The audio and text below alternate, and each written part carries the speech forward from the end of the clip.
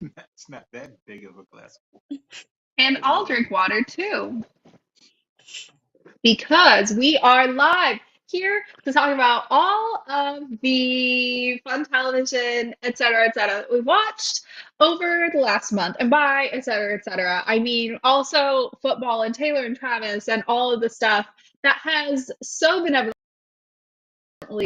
while the SAG strike and writer strike and all that went on. But those are over. We're back. Television's coming back. Cancellations are coming back. Casting news is coming back. You know, we're in a great place. I'm thriving. We all kind of oddly match in our little fall color scheme. The band is back in town, or whatever the kids say. How are you guys doing? Fantastic. Let's have some fun. I'm really good. We'll take fantastic, we'll take really good, and we will dive right into news. Because as I alluded to, we've got news this week. We've got a lot of news this week. I'll kick us off with just a couple things, and then I'll turn it over to Kate and Carey. So, first of all, as I already mentioned, the SAG strike ended. I think that's still an asterisk. I think they came to an agreement. Members still have to vote on the final whatever. So it's possible that it's not ended, but it also kind of is ended. They can start promoting stuff again. I don't know. Ask a lawyer. I'm calling it over. Love that.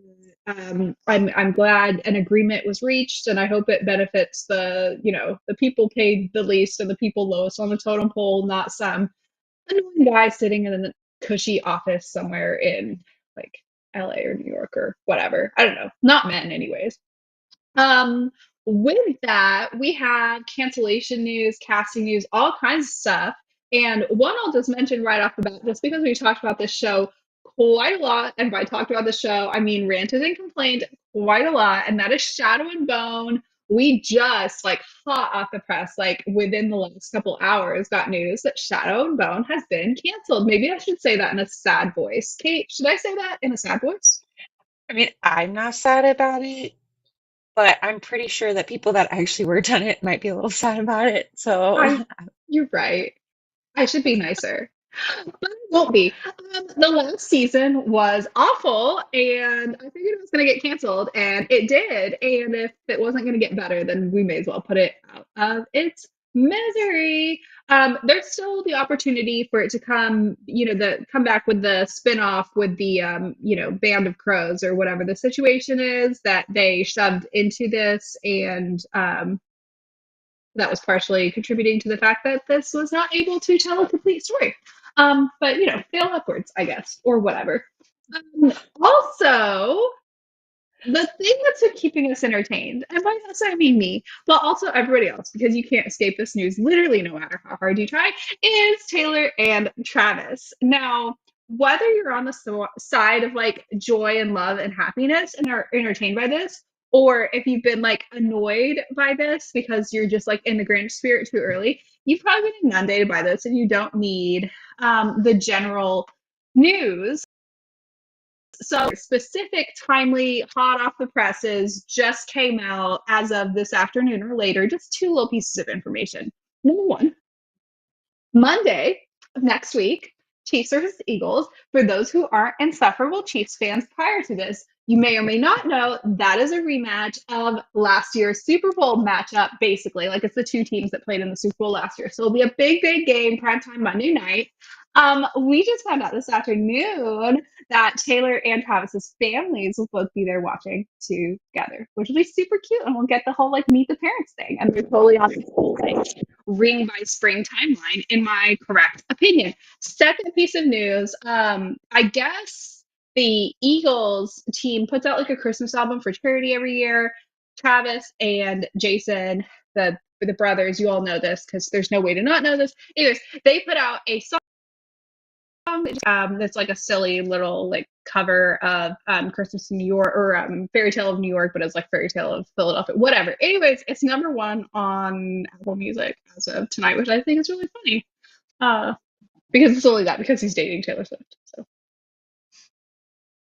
yeah. Anybody else want to go over the news? Before I add my news, can I offer you my long in-game pumped theory for Travis and Taylor? Please do, please. It's my crackpot theory Love that. that Jason Kelsey and Taylor Swift have gotten together because if you do not know, Taylor Swift is an Eagles fan, That's and the correct. Yes. Chiefs obviously and the Chiefs beat the Eagles in the Super Bowl. So together they concocted this relationship to distract Travis so that when the Eagles play the Chiefs, the Eagles will have the edge and win that game and then go on to win another Super Bowl.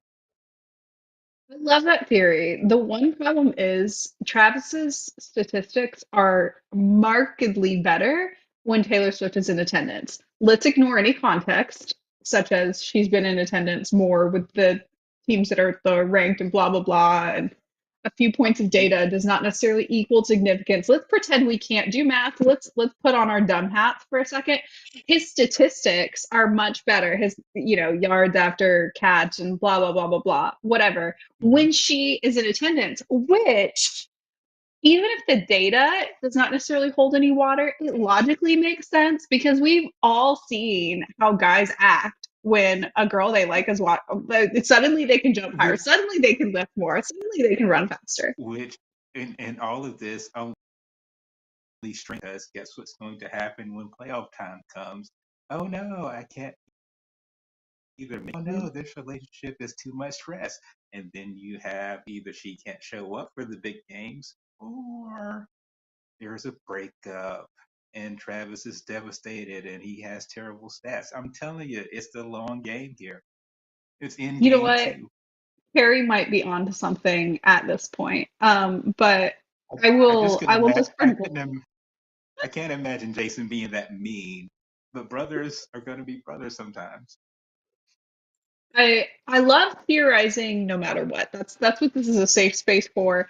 Stormy in the chat says, "I adore the Kelsey family. Can we clone Travis? Because I want one of him, please." I think at this point, especially with all of his like tweets from 2010, where he can't spell and talks about liking Christmas music and Chipotle spelled Chipotle. At this point, everybody's just on the wanting a giant himbo train with you. He also recently said he can't read, which we're gonna hope that's a joke, but he can't spell squirrel, so it may not be that much of a joke. Um, Spell check is a thing. It- Spell check is a thing. Listen, I read a ton and also struggle to spell the word squirrel. We're gonna, yeah. That's very kind and empathetic of you, Kate. Mhm. And Do you have I'm any a news for us, Kate? I have a handful of things. So Okay. today, the Madam Web trailer dropped. So that's going to be the Dakota Johnson superhero movie. Mhm. The trailer looks fantastic. I like the kind of, I don't know anything about this story, about the comic books at all, but I like that she actually is one of the rare superheroes that seemed to be in the I want to save people's lives space already Mhm. before she had her powers. I always find that compelling. I think that's a interesting take. Um, I like also how it very much seems like she's kind of the annoyed older sister or kind of even a maternal standpoint in the grouping that we see. Um, and that it does have a team up vibe, but in a very different way than in the period with Marvel movies and superhero movies. And I think it's going to be a fresh start or take. So I'm Mhm. excited for that. Damsel is a movie starring Millie Bobby Brown that's going to be on Netflix. I don't have a date, but it looks really good as well. It kind of has very like swords and sorcery fantasy vibes. It's her having to go in this cave and save her tribe to earn her placed as royalty or something like that. I'm not really sure. Thankfully, the trailer didn't actually give too much of away of the details, and I'm pleased about that.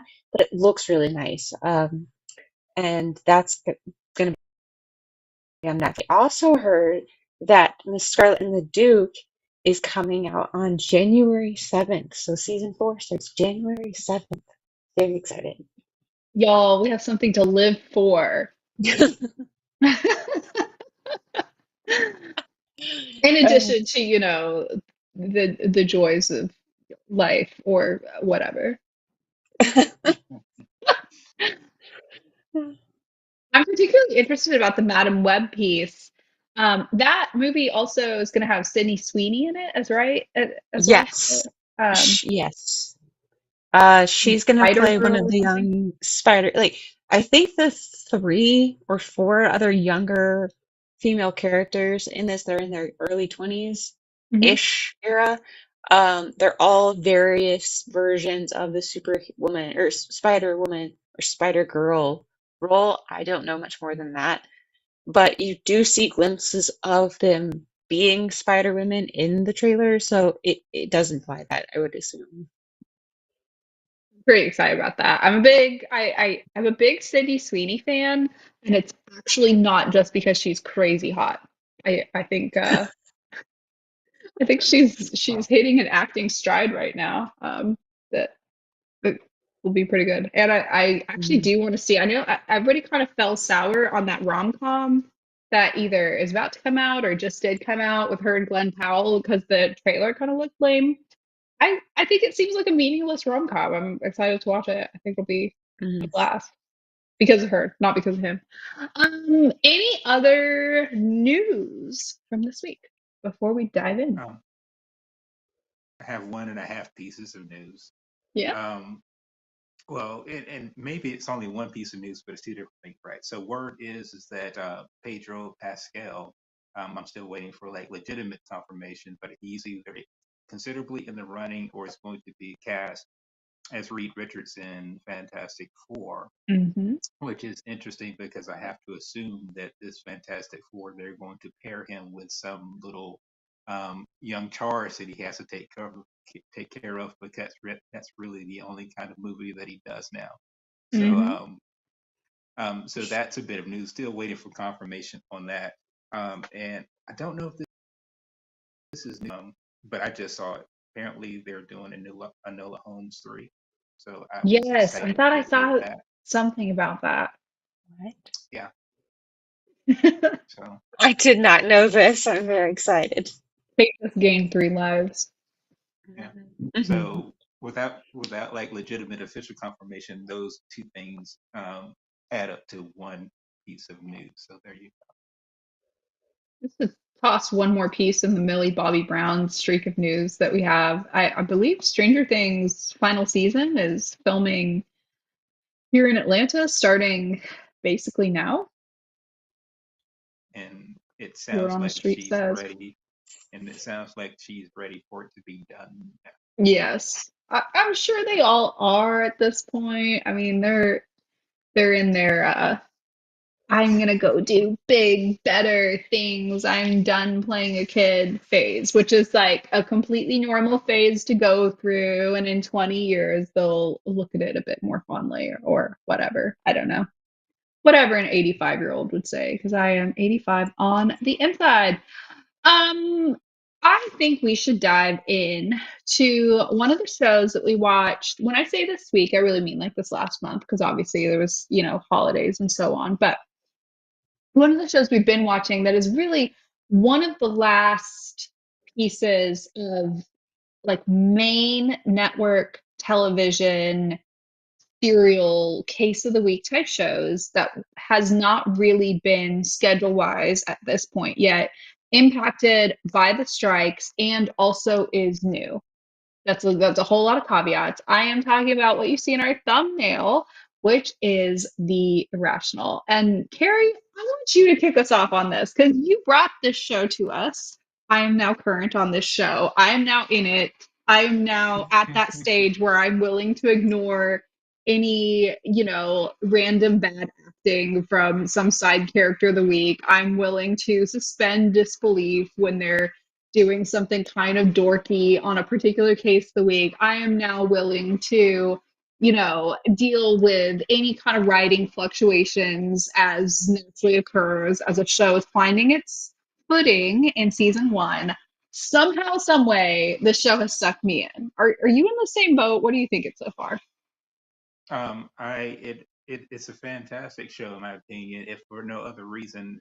So, sort of one of my things about a show or a movie that I always appreciate is whether it's good or not. Is when you're watching it, are you having fun, or are these people you'd want to like be at a party with, right? And Hmm. and and they check those boxes. But beyond that, I think it's a fun show. I think it's an interesting show. Um, in terms of the behavioral sort of themes and issues that they Hmm. sort of play with. Um, I will tell you these two things, and they're probably sort of like incredibly different things or ideas, but two things have sort of struck me in the last couple of weeks paying attention to this show. The first one is, according to the directors, writers, producers, or what have you, they do plan on wrapping up the sort of season long mystery that we have. And when Hmm. you hear things like that, it makes me think, well, either they're planning for and expecting bigger and better things going on to the next season, or they're saying, hey, we better wrap this up because we don't know if we're going to get a season two. I think either one of those is fine for storytelling because I've always appreciated when someone tells a story and it's a complete story and then you just figure out what else you want to do. But it does have me wondering, what does that mean when you say right away we're going to solve this mystery? Um, Hmm. so that'll be interesting. Sort of the other thing is the incredibly cool and significant relationship that we see fleshed out in the most recent episode, and probably a novel thing, a 24-hour date. I've never ever considered or thought of anything quite like it, but it feels like dating. You basically inject dating adrenaline into your veins, and it's like you're going to know after these 24 hours whether it's going to work or not, right? Hmm.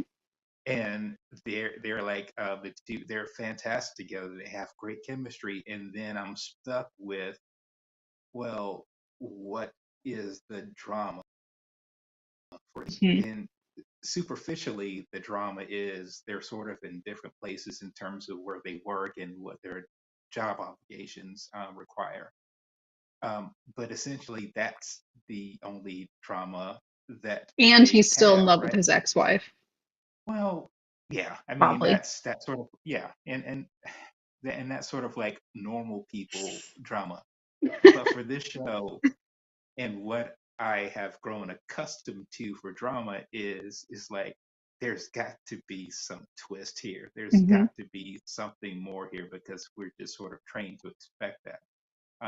And so I am incredibly intrigued by that, but I'm also kind of sort of disheartened because they're just too good together, not for the drama to be the twist, right? They're very So pretty together, is kind of part of this. And I'm used to and almost like desensitized to pretty on shows like a CW show where it's these, 23-year-olds playing, 17-year-olds or 30-year-olds playing 21-year-olds, whatever. And they're all glossy and they're all photoshopped, they're all young, and they're all, everything is shiny and polished. In this show, I was kind of expecting, you get a little bit more grit, and it's not just due to the age of our lead, it's also due to like even when you look at like his college students that, his grad students that are working for them, you don't see them as necessarily like shiny and polished and model-esque type of thing. Like they're, lovely young people, but they're like lovely young people in the way that their grandma probably says they're lovely young people when she gives them a sweater at Christmas type of thing. Like they look like normal people.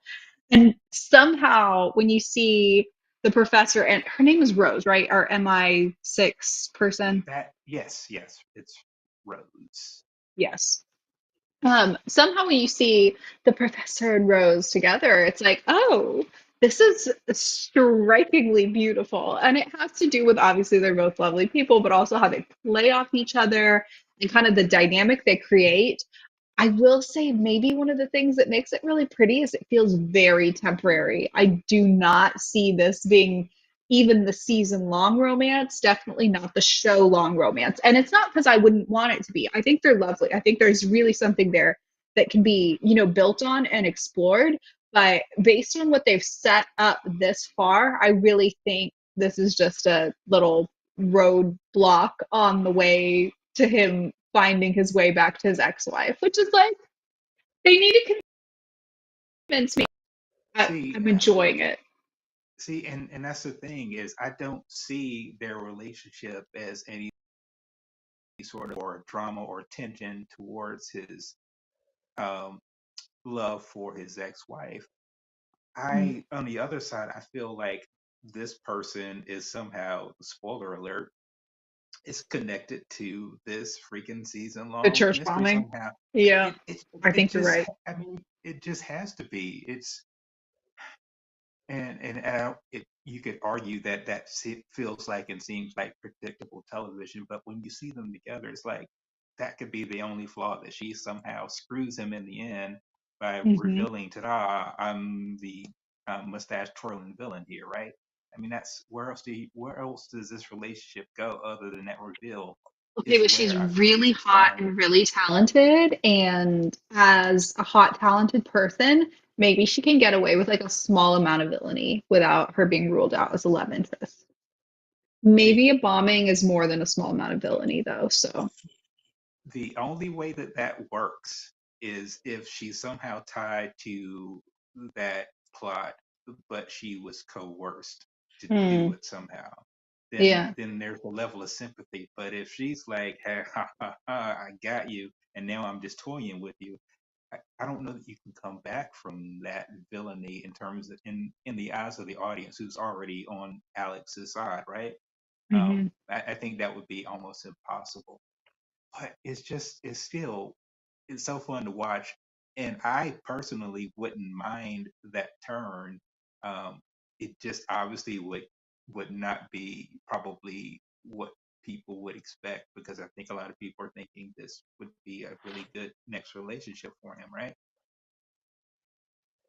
I wonder because you remember the blonde police officer lady that we saw in the pilot, and then she like never comes back again, and we were kind of teased a love triangle with her, him, and the ex-wife, went a different direction. Yeah. I wonder if Rose is essentially filling that position, somebody else who works in the field, but there's a level of distance there that's added, and maybe a little better chemistry here than whatever lovely lady was in the pilot, but ultimately was not necessarily capturing our hearts and minds per se. So yeah, I mean, let's just be real about it. It sounds like the blonde lady who was in the pilot episode was Laurel, and then they said, "This just ain't working. So let's go Right, find we our got to come Felicity up and with something Julie," else. and they did, right? So Hmm.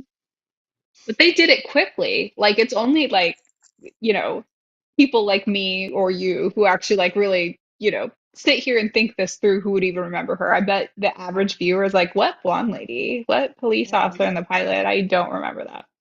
Which I yeah. empathize I with that mean, because my thing is I don't remember characters' names until they like really prove themselves to me. but whether an actor or a character works out in the pilot, you put that character in the pilot for a reason, because they're taking up space and they should mean something, because it's like, all right, this is what we know we got, right? So Right. you don't just put someone there willy nilly. Hmm. I'm assuming there was significant expectation about what the character was supposed to be, and Yeah. they may have realized right away that this, let's pivot here. Yeah. I'm wondering what you think of the case of the week format and specifically which cases they've bitten off. Because I found myself really surprised in a good way by the variety of settings that they were put in. So we have it feels low stakes, the gambling piece. It becomes less low stakes when you realize that she was in debt and so on. But you have some lower stakes ones, and then you have some really high stakes ones or very charged issues, like the court case after following the officer shooting the husband of the one guy who, the reporter who was looking into stuff. That's an extremely charged and sensitive, topic. What do you think of the spectrum of topics and settings that they've been covering? Well, let me first talk about settings because that sort of reflects an investment in a network show, right? Because Hmm. otherwise, it's like we don't have this kind of money, so let's do a bunch of like hallway and office locations where Hmm. we don't go a lot of different places, right? But Some this gray show has, desk. yeah, this show has gone a lot of places. I mean, hell, they've done a Vegas episode when most shows wait till like season 5 to do a Right. Vegas episode, right? Um, so I really like that aspect of it. It's an investment on the part of the network in the show, right? So that's, and then the other part of it is in terms of the cases that they deal with.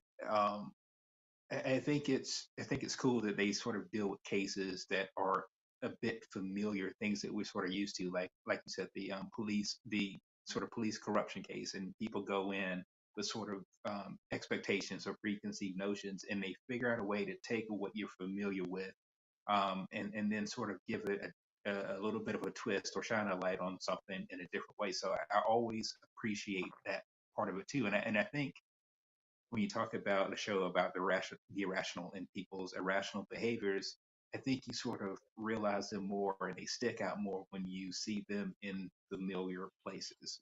Um, so I like what they're doing with the cases, and I like sort of the whether it's a personal twist in terms of whether Alex knows the people that he's dealing with, or whether it's sort of like a twist of what we expect and giving us something a little bit different. I do like that. I do like that a bit.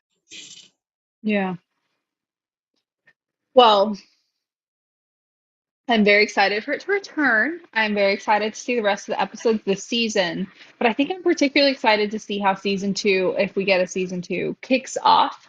Now that they've demonstrated across the changes and variety, so changes in cast, changes in tone, but also kind of variety of tones across this episode, they've demonstrated the willingness to kind of like change and explore things, even in season one, where people are, really trying to set a stable tone. So I'm very excited to see what season two gives us if we get there. And obviously I'm excited to see how the season ends, particularly if they do go all in and quote unquote solve this mystery. What do they do from there? Well, Hey, yeah, and oh, go ahead. I'm sorry. No, I was going to say the tease with that is that they've said that they're going to wrap up the mystery, Mhm. or I guess the case, right, Mhm. to whatever degree. But that doesn't mean that there isn't a tentacle or three going forward. So Right. you can say, hey, we figured out what happened. Then it's like, but it leads to something more. Or we And so figured it yeah, out, but we haven't caught him. right. So yeah, so yeah, there's the hey, we're not going to leave you in a total lurch, but there's more story to tell. Yeah. Hey, you've listened to us pitch a show to you, basically. Well, Mhm, a couple streams in a row. I'm not mhm, going to make you at this point commit one way or the other on this because you may want to see how season one ends and whether or not it gets a season two.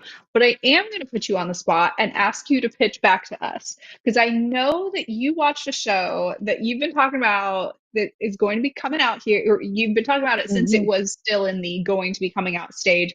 You also read the book associated with it, and it very much seems aligned to at least my interests. So, will Yes. you pitch to us the Buccaneers? Yes. So The Buccaneers was the last novel that uh, Edith Wharton was writing. It's unfinished, which I didn't realize when I started it, but I figured it out before I finished. Um, it takes place in the 1870s, and it starts off in New York with these five kind of teenage girls, and take follows them traveling to London to take a part in the London season and their subsequent marriages, married life, and how that all kind of shapes out. There's a lot of the plot that she initially intended outlined in both the book as well as her notes that are available for you to like compare where it was supposed to go. But there's a ton of development that's still kind of left on the table that you can because it's so unfinished. And in the show, that's exactly what they've done. So um, it's weird for me to say this. It feels almost like sacrilege. I think because of how unfinished the book is, there's so much more development and characterization and things to chew on within the show. Oh wow, Um, that yeah, that is there's so insane. much. Yeah. Now, part of it I do think is the fact that I do know what happens in the book, and therefore I'm watching the contradictory characterizations and wondering, okay, I know why you're doing this is you're trying to lure me into a sense of false comfort just to flip the switch later. And I'm so excited for that to finally happen. Um, Spoiler alert, this one of the biggest plot points is a eventual love triangle, and the female character is married to one man and she has a relationship with her husband's best friend. Ooh, And that's kind of wait, I where hate it's that on going. paper. I hate it on paper. I'm like, am I gonna Um, watch? Yes, 100%. am I going to watch? So in the book, it barely starts to get that far. So basically, they're married and she has started to grow a little resentful of the Mhm. situation due to certain circumstances. And he comes back because he initially had a flirtation with her. He went to go seek his fortune, married, his wife died. It was very tragic. He comes back, sees her again, remembers how much he loved her the first time, and they start to form a bit of a flirtation, and that's where the book progress ends. So in the show adaptation, they're adding a whole lot more characterization into the early stages. You get to know a lot more about the five friends, the five teenage girls, and their relationships, which actually is a key factor about how you're supposed to evaluate the morality of the marriage and the cheating anyway, as well as values in selfishness and selflessness and how different people view the point of marriage and so on and so forth. But it's only on a loose interpretation in the book where they have so much more to do with that in the show. Um, and interestingly enough, the first friend that gets married is kind of the hardest to enjoy. She is, you want to feel bad for her, but it's really hard to feel bad for her because she's very self-centered and very Mhm. annoying. She's a terrible friend. Okay. And then not far behind her is the second girl that gets married, and she's not quite as bad, but she's not great. And but then lonely little Mabel in the corner is not the main character, but is one of the best friends ever to exist because even though you can see that she wants the like happiness for herself, she never lets that get in the way of actually truly supporting her friendships rather than saying she's supporting the friendships, which I enjoy. There's a whole bunch of really great moments knowing what's going to happen, kind of really making you like something that I, as the viewer, don't want to like because I know how it's going to end. Like they've put a lot of effort making me really excited for this marriage, like a lot of work for the fact that I Because they know want how to it's going to. crush your heart. They want to crush my heart, um, and they've even laid into kind of vilifying the guy that she initially has the flirtation with far more than they ever did in the book. And eventually they're going to be able to flip the script and go, no, no, he's the evil guy. And he just like had a indecision. That's all. That's it. Whatever. He didn't mean Um, it. He didn't mean it. It's gonna be like it's already messy and painful, and it just is going to get so much more messy as the season goes on. I'm very interested to see how they continue to add context to the story that we didn't have a lot of context for. I'm also just really impressed with how they're doing it, and they're doing it overtly, but delicately is the best way I can describe it. Um, and it's just really interesting. It makes you very you have mixed feelings about almost every single character, and it's a really great thing to have in such a morally questionable storyline anyway. So you stay really intrigued, and I really like that. It also has very similar vibes to the Persuasion adaptation, but because it doesn't have a Mhm. cult classic following, it's probably not going to get as much praise or censure, which whatever. Oh, sorry. Um, the soundtrack, if you ever watched Rain, reminds me of Rain. It has an Oh, ultra that's modern high soundtrack. praise. Rain had a I fabulous soundtrack. I loved Rain's soundtrack, and it reminds me so much of that. Makes me feel Okay, like that alone has Twilight, but me. with very, very modern music. Yeah, so it's these beautiful, beautiful set pieces. I honestly like the costuming more in this show than I like in Bridgerton. Bridgerton, I would say, has more accurate silhouettes with more fantastical colors and fabrics. This is less accurate in its silhouettes, but I think it does a really great job of actually using color theory to show where it's going, as well as Mhm. matching what would be more flattering towards each character and telling the story through how they show themselves and that sort of thing. That sometimes they would do in Bridgerton, and sometimes they would overcommit to the color scheme and the bold choices. Um, so just purely on the aesthetics and the visuals and sound, I'm really enjoying it so far. So even if I end up not loving where they go with the story as it goes on, I at least have that. So that's great. Is there anything from the books that you actively want changed? Like not necessarily just finished and fleshed out, but that you hope that they do actively change? No, not really, because I mean, I've never loved a cheating storyline. I've never loved an affair storyline, but that is kind of intrinsic to the point of the book. So I can't really ask that away. Um, there wasn't shocked me or was upsetting in the book. Again, there really wasn't much development. In fact, if anything, they've added more shocking or upsetting things back into it. Mhm.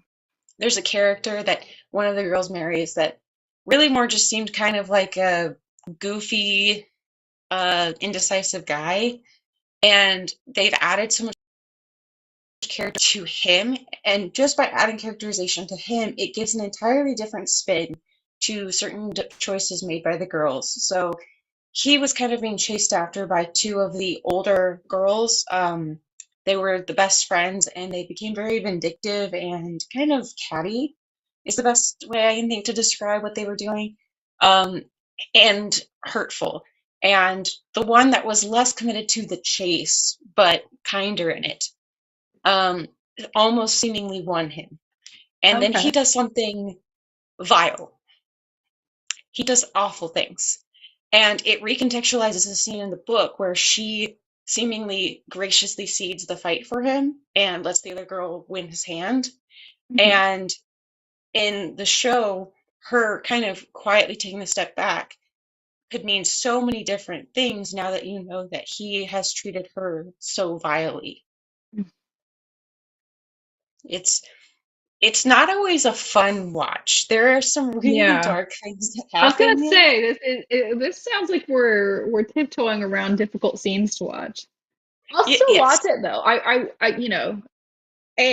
It is within a genre that obviously I historically love. B, you've never recommended to me a plot that I didn't like. Yeah.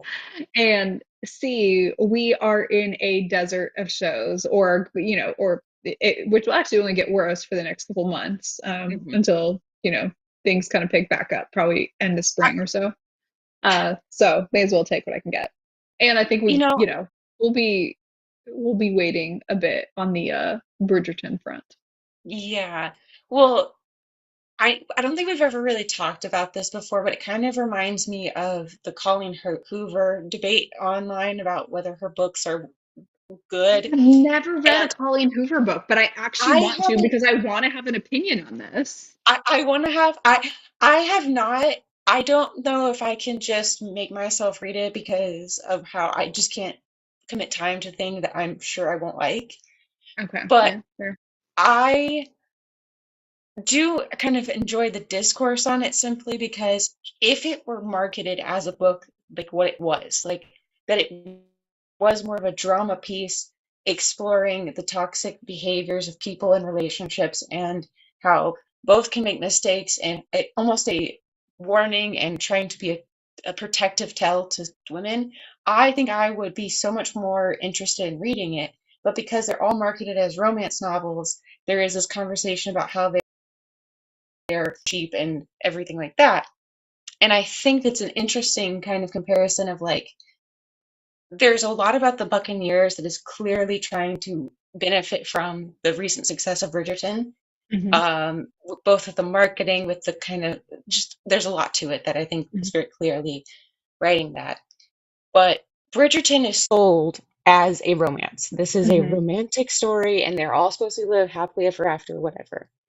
And so it opens it up to any time there's a mischaracterization that leads to, is this really a good relationship? Is this really a good romance that we should be celebrating? It immediately is going to fall flat. It's immediately going to incur judgment. Whereas the great thing about the Buccaneers is it's not at all saying that any of these relationships are good, that they're supposed to be aimed for. And unless you have no idea that that is the point of the story, it's very clear.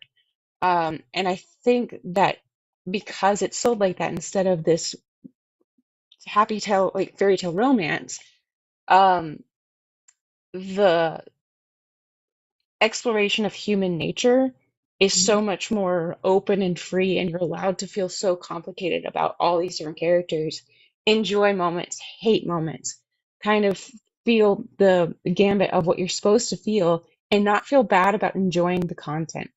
And Hmm. it's just something that I had noticed. It's not really a judgment either way, both for the Colleen Hoover comparison, the quality of any of these shows that I've mentioned. It's just an interesting thing about how if you're marketing it as this fairy tale, this is like the goal, this is the pinnacle, versus you're marketing it as this is a sad but accurate depiction of how people live, you're going to have different reactions and different opinions on the quality of the product. Hmm. What a fantastic summary. I know I know we only have a couple minutes left, but I didn't want to take away from that because both of those were excellent shows, and what I'm about to talk about is garbage.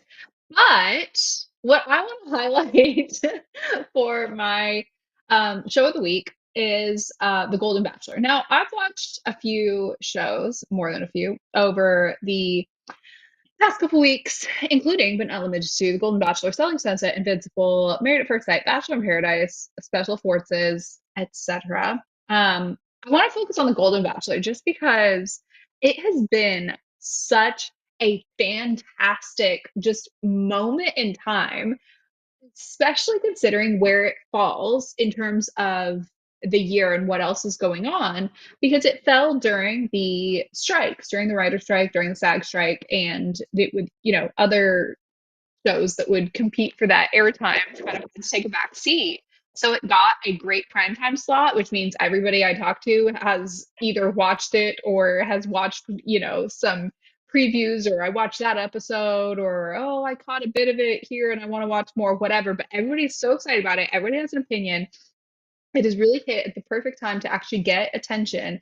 And the women on this show, first and foremost, and Gary, secondly, have done such a wonderful job selling love stories, selling friendships, selling sort of silly, petty rivalries, selling, somebody being sad at the anniversary of their husband's death, or being slightly nervous about their grandson seeing them on this show, or looking forward to hometowns or going to hometowns. They're about to, spoilers, have sex week, fantasy suite week, whatever it is, tomorrow. So I'm so excited to see how that goes because it has been so fantastic seeing these people bring this. It's not just love story. In fact, who knows if this show ends with a love story? Most Bachelor, franchises end with a love story that falls apart in, 6 to 8 business weeks or whatever. But it's just selling this sort of liveliness and fun and reality show, just sort of meaningless silliness from people who aren't empty headed or, fresh out of, K-12 education and have no other life experience. Like, it's just been so, so great. There's been some really striking personalities that have come out of it too. Obviously, everybody's striking and beautiful and talented and all that as well. But April, for example, I watched a like podcast interview thing that she was on where I realized even more so than what I realized on the show how eccentric and uh free spirited she is. There's just been so many great characters to come out of this. I really hope they persist with like the Golden Bachelorette and the Golden, cruise where they all go fight and hook up or whatever. Like I really, really want this to continue. And I'm so glad it fell at a time where it got a lot of attention. That's a little silver lining to the strikes. I am so far behind on this show. Here's the question I have for you though, right? Is there anyone or any multiple people that you feel like are sort of like on their like, hey, trying to get love, whatever, but no, who's out for like themselves and seeing this as an opportunity to like, take that next step to something to whatever it's going to be. I've got to imagine there's got to be somebody or some somebodies who are like, hey, this is my star turn. Do you have that? To an extent, kind of, yes. And I gave April as an example, and with all the love in the world, I think she's a good example of that potentially being the case. She was very eccentric. She's very, kind of free spirited and maybe a little too raunchy and sassy for somebody like Gary, right? But she continued on the show and really put her all into it, including, flirting with him and trying to get et cetera, even though like to an extent in hindsight we know it's disingenuous because she wasn't enamored with it. She has nothing terrible to say about him. He was a little too straight laced and corn fed for her, but she went full force. She faked a Hmm. sprained ankle. She did all of this stuff, which is like, okay, you can characterize it as a villain, but it's charming and sweet and made for good television. So you have a couple like her. Kathy was another one who tried to create like a little tagline and was, maybe a little tried to create a little petty drama with some of the other women because she could tell she could read these women are not dumb. They can read whether or not they have a potential connection or whether they don't have a potential connection. So that kind of adds a layer to it. Whereas I think on the regular Bachelor and Bachelorette franchises, these are, I don't want to throw around the term narcissistic, but these are a lot of like very young, pretty people who love themselves a lot and maybe can't imagine somebody not loving them back or at least finding that they don't necessarily they can easily be conned into believing that this guy or this girl is into them. These women are a little bit more aware and better at reading the room, so it's said of them early on that no, like this is not going to work, this is not a match, but they still commit to the big. It's either for screen time, for fun, for, maybe they do want to build up their Instagram because their granddaughter is going to think it's funny, or they want a FabFitFun sponsorship as well because they're retired, whatever they're wanting to do. They want to continue on to do other reality franchises, whatever their motivation may be. You do have some that are doing that. And to their credit, they are able to do that because they know that he's not into that. And so, yeah, you show up at a party and you know it's probably not your scene, but the food's good and the music's okay. No one's in a rush to leave, and Mhm. so I can sort of see that, right? Yep. But I've got some catching up to do, sure. You do. And they even had like the woman tell all episode, which is when he got down to his final 3/2. They have like all the women come back and they get to like interview them and talk to them, and then they get to talk to Garrett. It was very sweet. And it wasn't just because like, oh, there was no drama. There was some drama. There was some petty little this and that, but nothing that felt too like high stakes or obnoxious or whatever. But it was just really nice to see the the the variety and the liveliness of everybody on there is it's enchanting. It makes you kind of hopeful for a love story for Gary, but that's not even like the main takeaway from it. And also dark, but it's also some of the heartbreakingness. He has got down to his final, 3/2 or whatever. And one of his final eliminations, specifically the elimination post hometowns, was actually shocking and very heartbreaking. And the reunion at the Women Tell All for them was also very heartbreaking, which is awful, but also it's really cool to see that this isn't just some little like fun little pastime where they actually really don't care. Like it really seemed like they did care. So yeah, I want to end with a little new segment that I will spring on you unaware.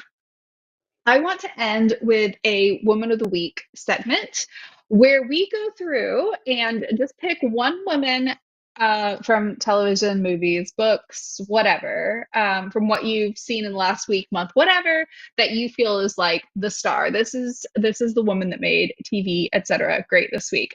I'm going to continue with my Bachelor theme, but I'm going to switch over to the worst possible Bachelor franchise, which is Bachelor in Paradise.